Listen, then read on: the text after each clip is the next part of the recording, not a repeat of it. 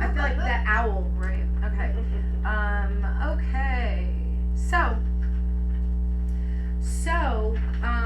Appointments. So we're doing this emailing, and I say this too. Don't get me wrong. We're primarily calling, and but we're sprinkling some letters out. We're sprinkling some emails out, so you get more market exposure for your buck. There are options if you don't want us to do it, but you get more for your buck. The other thing that we're pilot program that we're starting is doing some texting. So we can do that several ways too.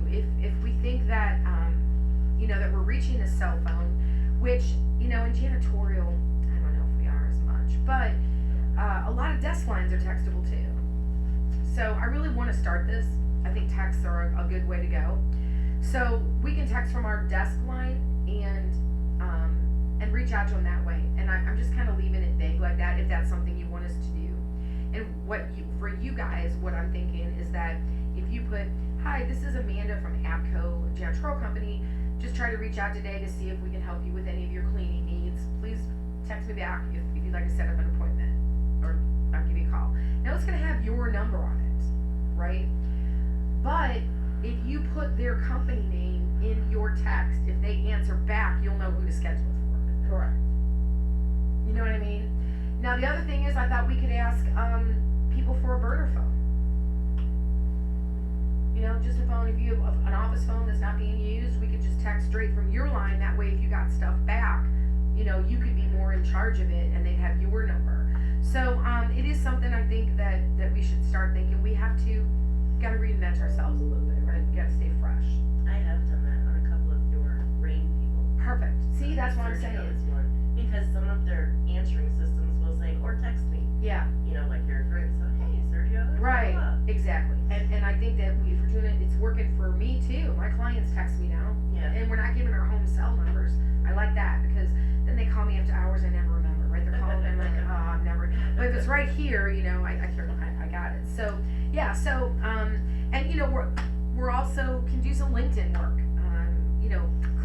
Connecting you to names so we can talk. Again, I kind of said so we can talk about the various ways of outreach to get those appointments, but we can do a multi-approach. That's appointment setting. There's so much to talk about in these first appointments. I know.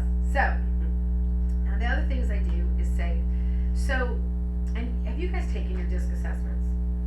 No. What is that? Shit. Okay. Let's get these two tested. Okay. So they can talk They're about just it. expensive. I know, and I'll need them. It's I'm signing expensive. papers saying Do you I'm not want- needing. Oh, berries. Which ones do you want? That's right. We like berries better, right? But they're $175 each. Yeah, I want them to have it. Okay. I'll schedule it for Not next only for week. this part of the conversation, but so they can start training themselves to sell to the other groups. That's important. Okay, so there's a DISC assessment, and it tells you. I'll explain it when you take yours. What type of personality type you are.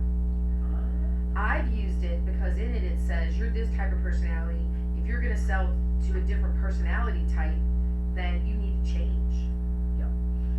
So Okay. pull your board Yeah. down real quick. So we all end up somewhere on this board. Oh, I remember that. So you did take one. I didn't take Oh. it, but I just remember you talking about it. So, a lot of the times we are in this persuader promoter. I mean, you can see the people that have worked here are basically down here. Yeah, like Jacqueline's up this there. is Jacqueline. She's an anomaly. So what I'm saying is that there is no wrong answer, right? And I think one of these there's Elka, coordinator, supporter. I think I know Morgan Tess is a supporter. So it's not that you have to be any certain place. Every company needs all of them. This is me. I'm with the hell out there. I'm persuader. I think I'm the number 14 out there. Right, we're like, now the closer you are to the center, the better you get along with the other quadrants. So I'm such a high driver, I've really had over the years to practice slowing down, Me too. giving more detail, asking about how are you, right? You know what I mean? Because I am just like rapid fire bullets, but studying this more, you'll see. So what happened was we started noticing that everybody that makes it here tests as a good strong cold caller. But there was a subset that would have higher job satisfaction if they could call some of the same people repeatedly, right? So more in the relator or supporter quadrant than the promoter or persuader. Doesn't mean they can't cold call. Right. Their life would be happier if they could develop some relationships. These are the people that do the follow-ups, because they are basically calling the same person over time. The idea is, hey Joe, last time I talked to you, you were heading to your grandson's soccer tournament. How'd the season go? That's how I expect the follow-up people to do. Not sure that we're there. We should be, but so we literally kind of kicked off the rest of these bullets because we had the people to do them that liked that kind of work. Because technically, you'd think we stop here at appointments, but we also found, as I mentioned, that they go to the appointment and never call them back again. Like if they don't do a walkthrough that first time on our first appointment, they never contact them again. So I remind them, it takes 8 to 10 touches after you meet. It takes 8 to 10 touches to turn them into a client. So if that's monthly, you meet with them now, you'll be lucky to close them in 10 months. That's what I told Randy. We have to help them despite themselves. So that's why we have the cultivation bullet. So now I say, my cold callers are my hunters. In sales, that's what they're called, right? They're going to get lists, collect data, set appointments. They want the next kill. They're my hunters. At farmers, though, that then want to, my rapport builders. They chat people up on your behalf. So you can go on an appointment and they can say, hey, I'm under contract for 9 months. It was really nice meeting you. The next time there's a walkthrough, I'll make sure to give you a call. And I say it that way so they start hearing that they're going to be under contract even though we're sending them out. That's why I slip that in at that juncture too, right? I don't say 2 years because that would freak them out. But I say, my contract's up in 9 months. Give me a call closer to that time. So then you can give them back to us and we can touch base with them every couple months until it's closer to that walkthrough. And I say now too, and also, it's always been, I don't want to say this part, but it's always been contracts are 30 days long, right? They have a 30-day out clause. It doesn't matter if it's 3 years. If all of a sudden the people that come in look rough and they don't like them or they're not getting cleaned as well, they can cancel for almost any reason, this contract. So we know the contract's only 30 days long. But also in this era of staffing issues, they can be happy today, but 2 weeks from now, their current janitorial company's not showing up. And this cultivation bullet is what I call, if you say this part, keep them off of SEO, right? Because we want them to think of APCO. If we call them every couple months and then hey, yeah, it's pictures for the APCO, just touch a base, how's your fall going? Want to make sure you're still getting taken care of, great, yeah, any plans for the fall, you doing any holiday traveling, blah, blah, blah, blah. And I'll even say this, and I said, but then what happens is their current client drops the ball and they think, I'm going to call that APCO. They don't go to a search engine and go, cleaning companies in St. Louis, right? You don't have to worry about being top. They know you. So this is my keep you front of mind bullet, right? We're supposed to call every couple months and do that. If the person's chatty, I can say that, this can expand into a thank you note and then send this add specialty item, then this email, then give them a call. We can turn this into 12 touches over the year. They should. Yeah. Okay. So, and I also say some people will give us all last year's proposals. It doesn't have to just be our appointments. We can do this cultivation and follow up from whatever you want us to. So we have the staff to do that. Sales training, I kind of call my retirement bullet when I'm going to go in and help companies. So I usually skip over it. You can say if you're interested, if it's them, you're doing the sales, so you don't need sales training. If they have a whole staff, if you ever want to talk about sales training, let me know. I can get you with my boss, but I'll just kind of smooth over that. Taking it to the sale for janitorial, I say, yeah, we can't, your industry, we can't really take it to the sale unless they're selling supplies. Then maybe, if they sell supplies too. But client retention, we can do a lot with client retention. We can upsell or cross-sell your current clients. This is a great time to talk about carpet work before the holidays or coming out of winter, right, in March. It's time to do power washing, carpet work. Let's get the salt from the streets off your building. So we can upsell or cross-sell current clients. We can, if you lose a rep, we can call their clients so you have the leisure to hire somebody. We can do client surveys.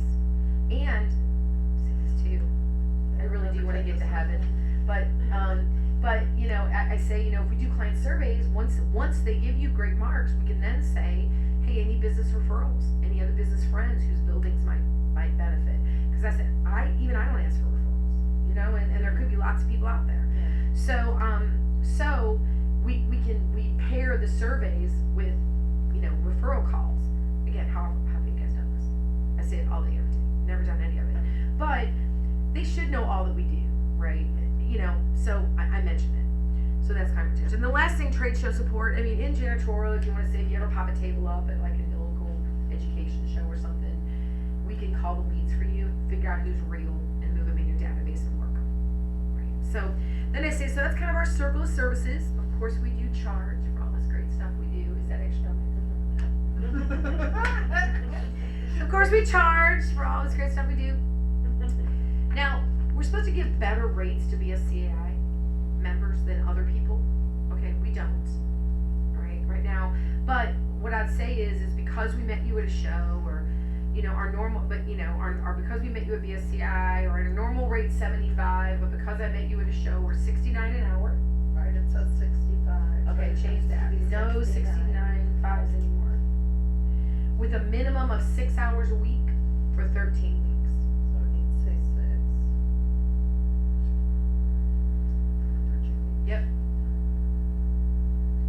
And I remind them, everything's included. There's no list fee, there's no setup fee, there's no chargebacks for any postage. I keep it really clean. We just get out there and start setting you appointments. And you know, and sometimes again, I fit it in where I say after the 3 months, we go month to month. But the worst month you're ever gonna have is the first one. We gotta schmooze receptionists, get letters out, collect names. By month 2 or 3, you love us, then we just go month to month. So that way, again, I'm saying it up front that the first weeks are gonna be hard. Instead of 3 weeks in saying, well, the first weeks are always hard, and they're going, oh, yeah, nice say now because you got 0. You know what I mean? Like anything that I can say ahead of time, I try to address. Right. Because that way they're gonna be more comfortable later on. Right. It's true. And not so panicked. So, yeah, that's all in there too. And all these prices on this back page are not correct.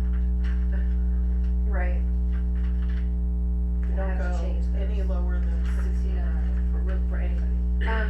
So, and then I say, you know, my question is, have you thought about when you might want to start a campaign? And sometimes I say, like, if you guys set the appointment for me, you know, they're not looking for a campaign. So, you know, I say, have you thought about when you might want to start a campaign? Or are you just info gathering, or you know? And so that's what I do a question.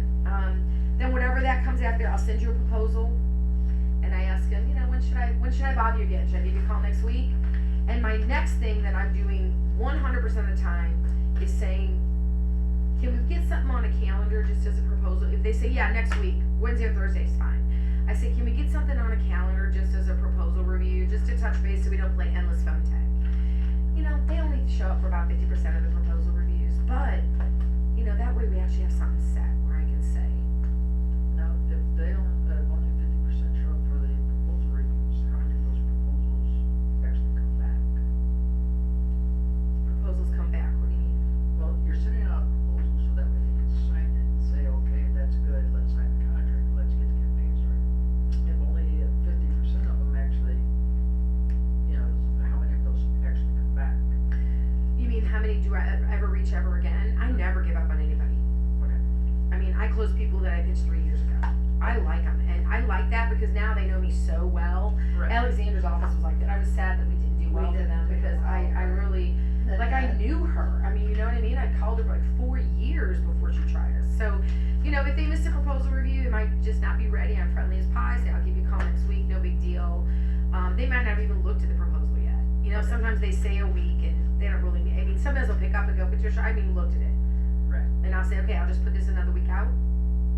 Let's put it on our calendars. You know what I mean? Yeah. Because then it comes up on their calendar. You know what I mean? Like, oh yeah, maybe they'll look at it that morning because we're down there. But it doesn't hurt. You know, I just try instead of endless. Otherwise, it used to just be. And again, who started that? Was that Angela too? Yeah. Are you okay? Yeah. Okay. I gotta, I'm sorry. you're right, they go quick. I know. I'm so sorry. Just a little time. Just give me just a second. So the proposal reviews are a good idea because it brings them back around and I don't have to call them. For the 50% that show up, you know, my next, they'll say, I say, did you have any time to look at it? Any questions? And my closing question, which I really like, is, so we're gonna shake hands. We shaking hands today? Cause it's not as, so would you like to sign a contract? You know what I mean? Right. It's just a little bit more relaxed. So we're gonna shake hands today. We're gonna get rocking and rolling. The season's right, all that. So very fast, sweep through it. So what we'll do now is, as I get janitorial pitches, I'll have you guys sit in on them and bring this and take notes and start getting the flow, and we'll go from there. Now the other thing I put is some, I didn't put CRM on here, but there's words that I realized people, a prospect is someone that we could sell to. Rain dialing is kind of an inter-office phrase, that means you guys have been doing rain dialing, right? A pitch, a full pitch or a presentation. We used to put full pitch and we would send that to the clients, and I don't know, they like to be pitched to, Right. right? So we started putting an info meeting or an intro Discovery. meeting, discovery meeting, alright, so, and I've even tried to start calling them presentations in-house, just to, so we don't slip. Follow-up calls, cultivation touches, that's everything after the appointment. Closing the sale is when they say, yeah, I want to try your service. Campaign is an industry term. It doesn't matter if it's a month long or 6 months long or a year long. Call centers will say, are we gonna start a campaign for you? And then account check, and that's another thing, is they think we're gonna get their money and never talk to them. So if it comes up, or they say, so what's the flow after this? I say, well, you say yes, then we paperwork you, we have a kickoff meeting, and then we meet every 2 weeks. We're not gonna go away. We're gonna figure out the puzzle that's your account. We only have 3 months to do it. We don't come out of the gate knowing immediately maybe which zip codes are hotter, or which, but we think we have 3 months to figure it out, then we build a model we can repeat going forward. But we're not gonna go away. We're your partner in this. So, knowing that we're gonna do account checks is often important to them. So, I don't wanna overwhelm you guys. Very overwhelming. Lots and lots and lots and lots of words.